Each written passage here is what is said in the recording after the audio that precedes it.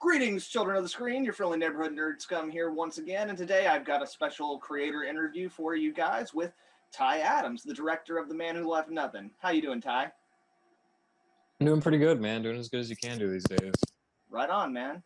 And before we really get started, I do want to mention that his film, The Man Who Left Nothing, is going to be starting streaming on Troma Now on March 1st. And if you don't have Troma Now, it's only $4.99 a month, and the first month is free. So it's well worth it to check out this film as well as the slew of the back catalog that Troma has on there already. So with that out of the way, I also feel like it's kind of important, real quick for the sake of transparency for everyone. This isn't just like a nebulous interview. I know Ty. We've worked together before, and the company that I work with, Little Spark Films, like we are producers kind of sort of on this movie and helped him get it out there and stuff like that. Having said that, I didn't work directly on the movie, so it's not self-promotion. I just want you guys to know what's up. Yeah, we met on, what was it, Evil for Dinner? Yeah, we met on Evil for Dinner. I just remember getting a message saying that Jorg needed a cameraman, and I sent him my reel, and he's like, okay, we'll be here tomorrow. I was like, oh, okay. So I drive all the way to Austin, and I show up, and you're the only one there. And immediately we get into the conversation of, are you ready? It was like the day off for all of us. So like everybody else had come back to like Dallas and Arlington and where they're stationed. But I was just like, screw that. I'm just going to stay here. I'm going to have the place to myself. So why not, you know? But yeah, like you texted me up and I remember walking down there to meet you and just being like, welcome to the shit, kid. Welcome to the shit. Yeah. Welcome to the club. Right. And then Ty managed to make that movie like a million times better because he got us the courthouse in what, Tyler? Bell County. Yeah, it was the Bell County courthouse. Yeah, a scene that we were going to shoot in a backyard that was supposed to be a politician's house, then turned into the courthouse, which we subbed out as like, you know, the Capitol or whatever. So it ended up looking really great. And after that, we were like, oh yeah, we're going to keep Ty. We're gonna keep Ty. Yeah, the thing that was so great about that too is like it really it solidified my joy of filmmaking and solidified my like footprint on stuff, because we made the front page of that newspaper and it just said Cannibal Lecture, and it had Carrie O'Quinn on the cover and me, and I'm just like, all right, I've won. Like I can die happy now, you know? Yeah, it's really awesome. Right on. Yeah, it was a tough shoot, but the great thing about a tough shoot is like it really brings folks together. Like you go through the shit together, and it definitely has a nice bonding experience thing going on there. It's a family, man. Trauma brings family together. Absolutely. So now that we're done jerking each other off, why don't we talk about your movie a little bit? Okay, absolutely. Anything you want to know, I'll tell you. Sweet. So Ty, first off, like the question that everyone asks first. So like, what was the impetus behind this film? Oh man. So this film actually started probably 4 years ago, with a party joke between me and a friend. It's literally the same thing as Spinal Tap, of like a joke band thing. And we came up with the cremations, and I just like could not get it out of my head. And I knew that I always wanted to make a rockumentary at some point. And we had drawn out a bunch of different ideas for like doing a full band. And it ended up just being a thing where I looked at my time budget and what I had laying around, and that's how we ended up with the Davey Rocket story. So we just took that guitarist, and it's hard to explain. No, that's cool, man. Actually, your statement actually kind of flows into my next question, which might help you answer that a little bit more. So, okay. I was going to say, were there other films such as Spinal Tap or real documentaries like Hated, the G.G. Allen documentary, that kind of had influence or inspired you for this? And you said Spinal Tap, but you know, anything else to play there? It's really funny because it wasn't initially a comedic film that pushed this idea, because like I had seen Spinal Tap as a kid and like, yeah, I got it, but I'm actually like a really big fan of post-punk music from the 80s, and there's a lot of real documentaries that I watched, and it was the Roland S. Howard documentary called Autoluminescent, which is amazing, really powerful. And it just like I absorbed everything I loved about that music, and then I just wanted to shit all over it because trauma. I love trauma movies. Yeah, so it was more or less just an original idea conspired, but then I remembered that all of these other mockumentaries exist, so I kind of, I fell back into the circle, I guess. So we'll say Spinal Tap. Right on, man. And was that always the plan in your mind for this? Was it for it to go to Trauma and to Trauma Now? um, no, originally it was we were either going to do a web series or we were going to do a feature length film with like the full band, and it was just supposed to be kind of satirical, more like a Monty Python kind of thing. But the only reason why like I really jumped on the trauma thing was because well, one, because of you guys. You like re-embraced my beliefs and just doing it on your own, like however you can. Like the whole movie, believe it or not, was improv.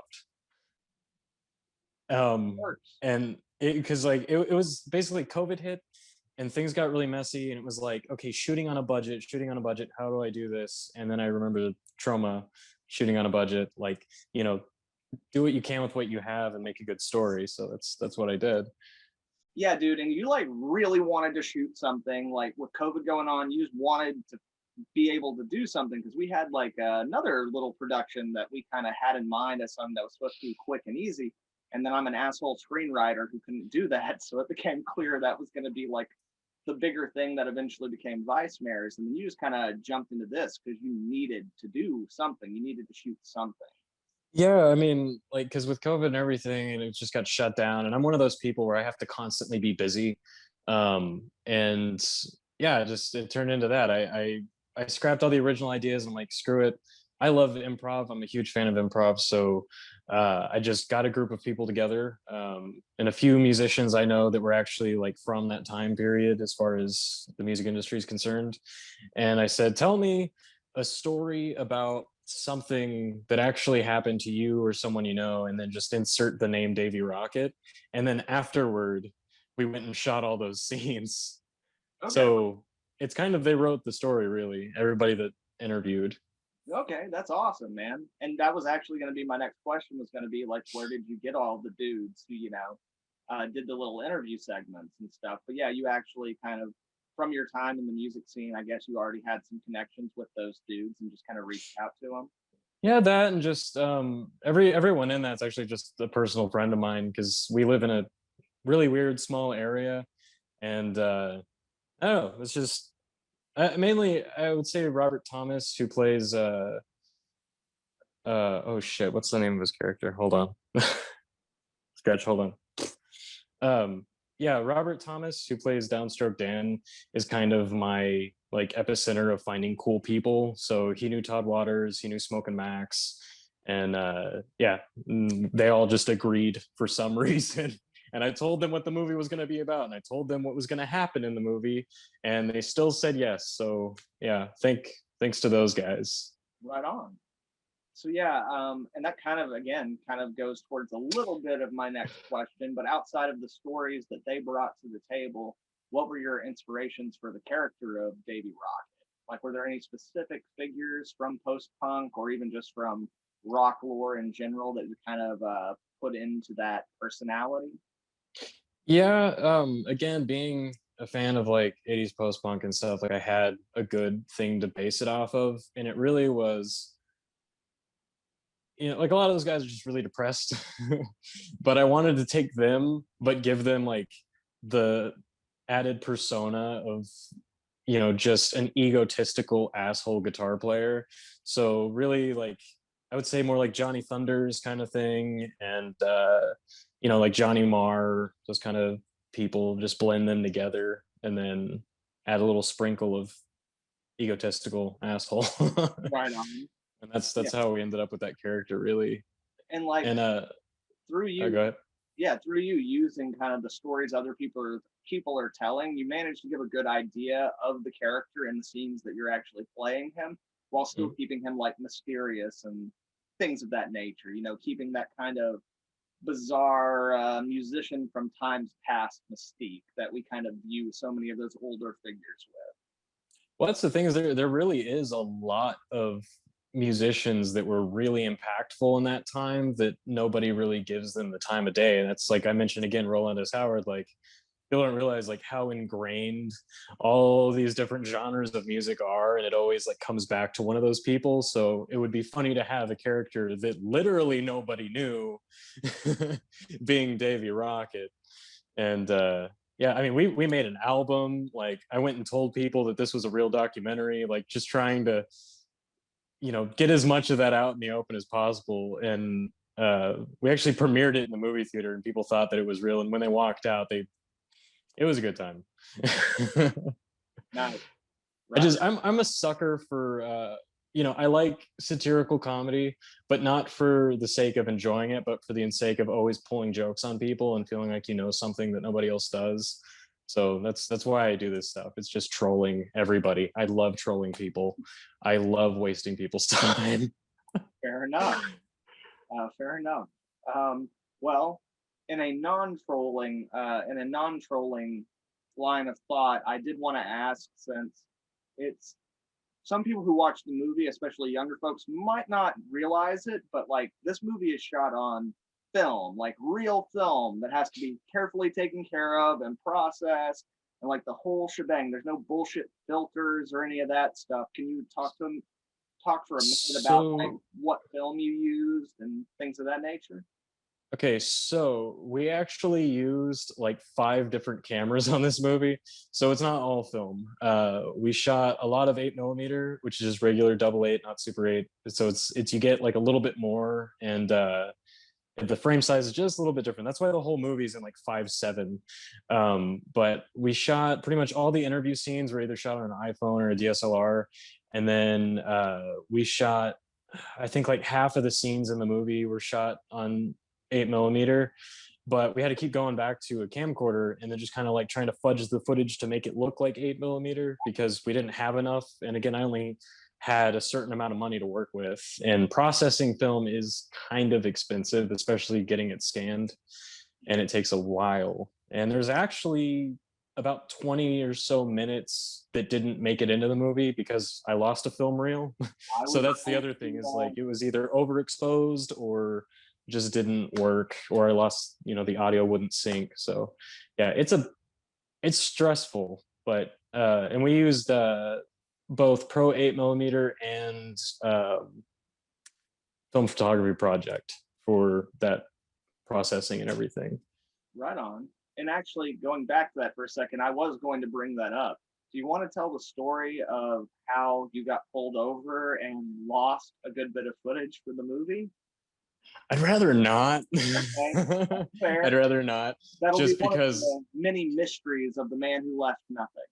Yeah, and I actually, that's the thing, is like when I do explain the whole story, it seems like it takes away the mysticism, and there's already so much ridiculous mysticism with this movie, so I'd rather it always be known as there's a missing reel. Well, what happened? Yeah. I don't know. He won't tell anybody. Just keep that in mind. Only those who know me personally will know the true story. All right. Well, from this point on, I can't tell it then. I don't want to comments because clearly I know the story. You're in a pact. If you wanna know, you're gonna have to go badger this guy on social media. Which, by the way, his links are in the description of this video. So you know, but you're that, or if you buy the physical copy that I have, I only have a few left, but it has a special features on it, which is like all the outtakes, and I go in depth about that explanation of what happened. All right, well then, yeah, that's a great reason to buy a physical copy of the film, guys. Again, if you're interested, I suppose like his contact for social media will be down in the description. So if you're interested in buying a copy off of him, hit him up. You know, because that's the only way you're gonna know what happened to that missing fucking reel. It's the only way. And again, I only have so many of those left, but definitely immediately, as soon as you're done with this video, subscribe to Trauma Now. It's the best thing. I can't sleep because all I'm doing is watching trauma films.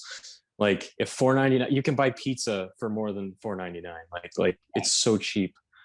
Yeah, and they have a massive back catalog on there between the stuff they've produced in house and the stuff that they've distributed. That's all on there. Not to mention Grindsploitation, which this year's Hmm. Grindsploitation, me and Ty both make appearances in that. That's going to be up on Troma now before too much longer as well. So, Like uh, their service is so great, especially looking at Netflix and stuff. Like Netflix cycles through stuff, so like you'll be able to watch this only for like a month and then they'll take it away. Trauma's like everything is on there. It's all there. It's so good. Do it yeah, now. go do it. Go Do it do it. now.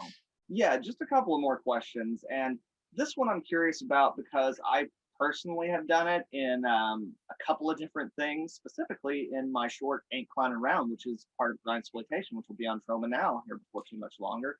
I Uh, love that one. Thank you.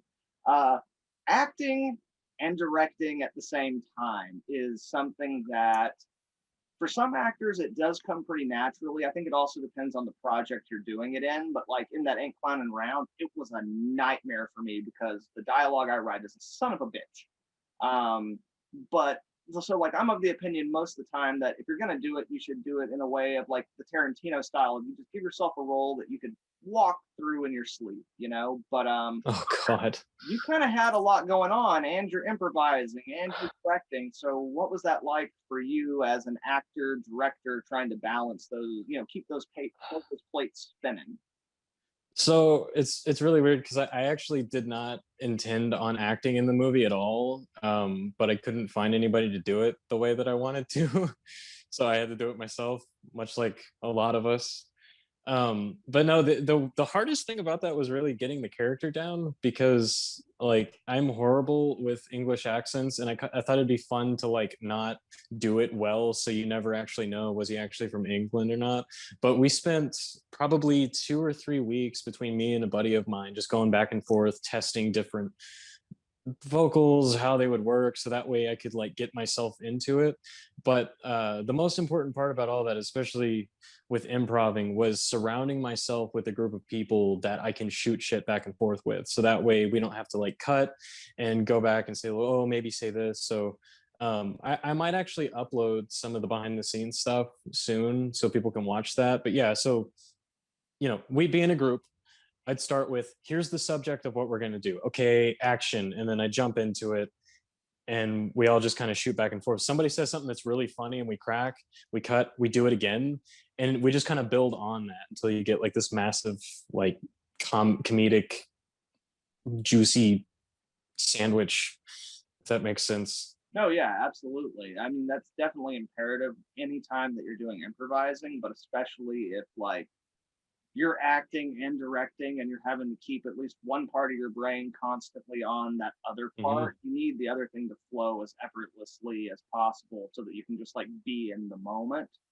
um And that's a bit of advice I try to give to people, especially people that are either already filmmakers or people that want to get into filmmaking, is like if you have somebody who's naturally funny, let them do their thing.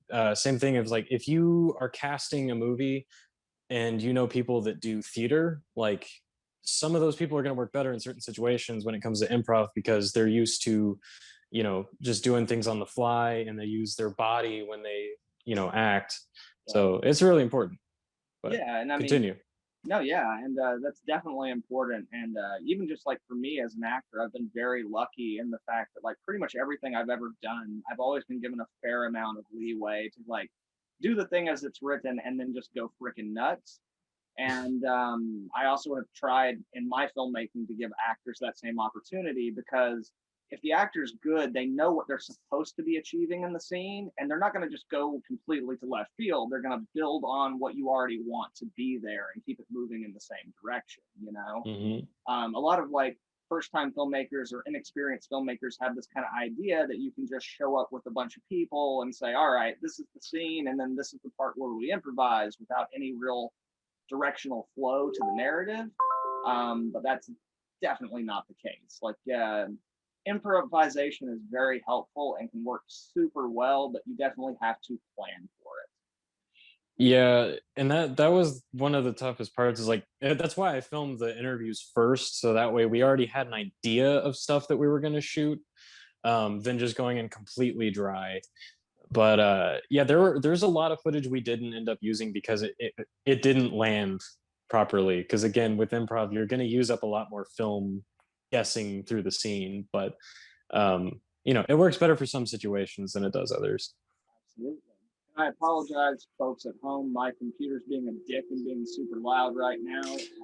I'm going to try to have that covered with some ambient music and stuff, but apologies for that. It should cool down here in just a second. And since I brought up music, yeah, dude, the music in this movie is pretty freaking awesome as well. Like, do you want to share with a little bit about how you went about creating that, or like you already spoke a little to like what the influences for it were? Is that just like you recording everything, or did you actually have like the guys who are in the movie as the band sit in for all the instruments and stuff like that? So the instrumental tracks that are on there, I'm looking at releasing the soundtrack soon, once I get all the files together. But everything in that movie that it doesn't have vocals on it is all from the previous project, which was the Cremations, which was that joke band like 4 years ago before we filmed the movie. So those were tracks I already had sitting around, and that's all just me and a laptop messing around. But everything else that is like Davey Rocket and the Astronauts is me and Matthew Sutta, who plays the drummer in the movie. Yeah. Essentially, he's actually a drummer in a band called Isonimus. They're really awesome. And I called him up and I'm like, hey, I'm gonna come over. So I like set my iPhone up above his head to record the drums, and I just told him to go nuts. So he played whatever he wanted to, and then I went back and put the guitar and bass and vocals on it, and that's how we made the album. Essentially, the Lost Album.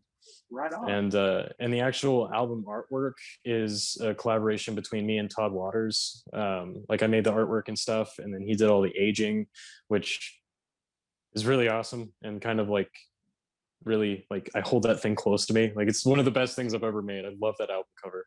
It looks great.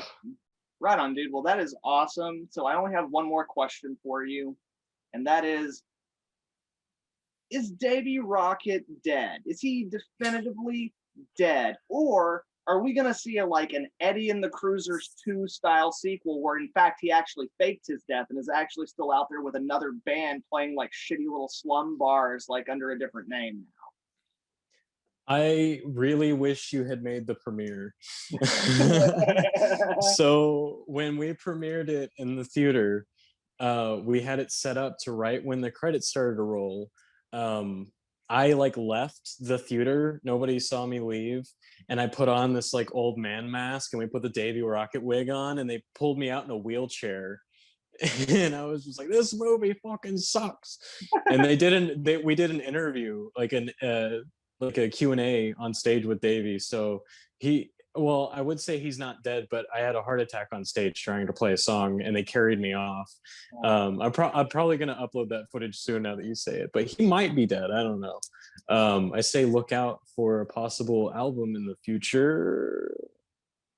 Well, I'll tell you what. If you ever want to make a follow-up that's called like The Search for Davey Rocket or something about like these assholes who are in love with him, who are like trying to track him down, and they've heard rumors that he's playing with some other little band under a different name or some shit, I'm down for that. Not only will I watch it, but I'll give you a hand on it if you want. So Searching for Davey. Right. God. Because yeah, like this movie's a lot of fun, and as it's a short, I think that the people who enjoy it will definitely want more. Now, hopefully, like that will translate into them wanting to pick up the soundtrack and check out all the extra, behind the scenes footage that you got and stuff. But Well, we definitely have more to work with. Again, there's 3 other band members, and one of them was the vocalist, Liam Stafford, which unfortunately didn't make the movie. But yeah, we have a lot of other stuff that we definitely want to do. We talked about doing a sequel. But again, that just depends on how people receive it and if they want more. So I'll keep people updated if they keep me updated. Sweet. Now, as I said, all the info for Ty, like on his social media, if you guys want to follow him so you can keep up to date on the movie, that's all going to be down in the description below. Did you want to say anything else about the film or anything before we get out of here?